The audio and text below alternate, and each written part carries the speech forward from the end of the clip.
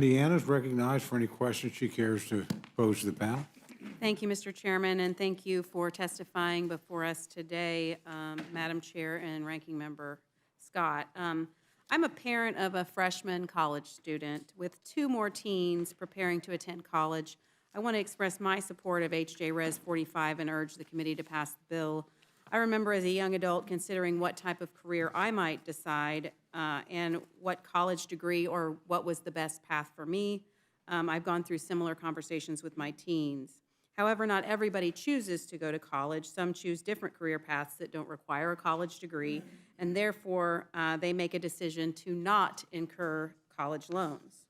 I'm very concerned that this student loan forgiveness is being extended to people who are certainly capable of paying off their loans independently. It seems to me like it's a giveaway to the rich. I'm greatly concerned with allowing President Biden's intent to spend $315 billion of taxpayer money without any kind of congressional oversight. Over 60% of my constituents chose not to attain a college degree. Yet if this student loan forgiveness and the proposed income-driven repayment plan are not halted, $3,527 from each of my constituents will be used to pay for someone else's financial decisions. A few things I'd like to note. We've discussed about the cost of college going up.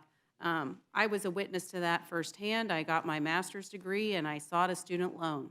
And when I filled out the paperwork, the question was asked, how much does it cost?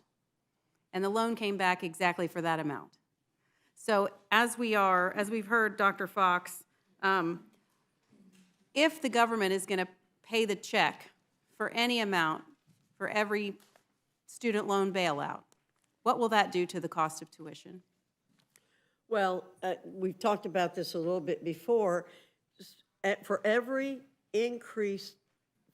dollar increase that the taxpayers give at the federal level, tuition goes up 60 cents. And so all we're doing is encouraging colleges and universities to increase their cost with no accountability for whether the students are in a program that's going to give them a degree, that's going to allow them to pay back their loans. Mm-hmm. So the colleges and universities have no accountability. They can just continue to raise their costs, and they will because they've shown that they would in the past. Thank you. And a few other things to note, not just people that have chosen not to seek a college degree because of cost or other factors, but I paid off my student loan. I worked very hard to do that.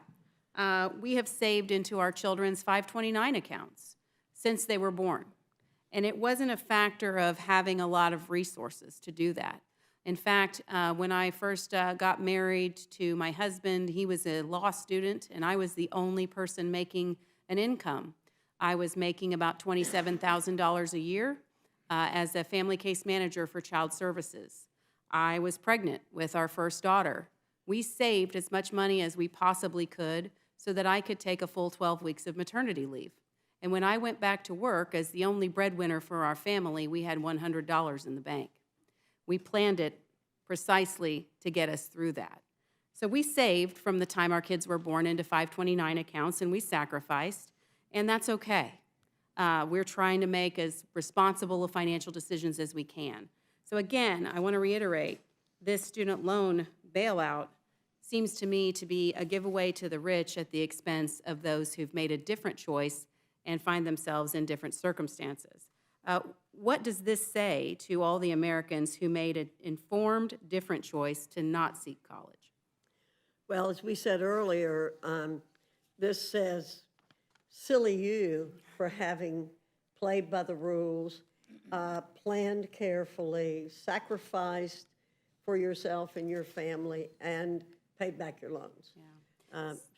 Dr. Foxx, I just want to ask, we've heard, and you've touched on this a little bit, but if you could please respond to criticism that we've been hearing from our Democrat colleagues who claim Republicans are somehow being hypocritical because of their support for the PPE loan program that was put in place in response to a government taking following COVID, but not supporting blanket student loan bailouts like the president is proposing. Is this an apples-to-apples comparison?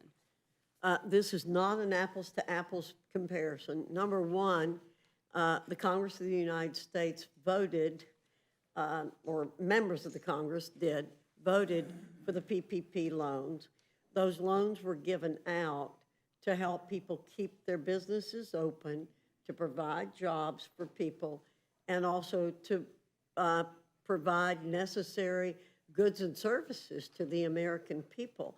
So this is not the same at all as people who willingly took out debt to better themselves, to help themselves make more money.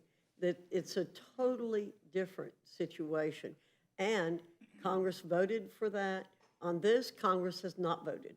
This is a unilateral decision by the president, who I believe does not have the right to do that, because only the Congress can appropriate money.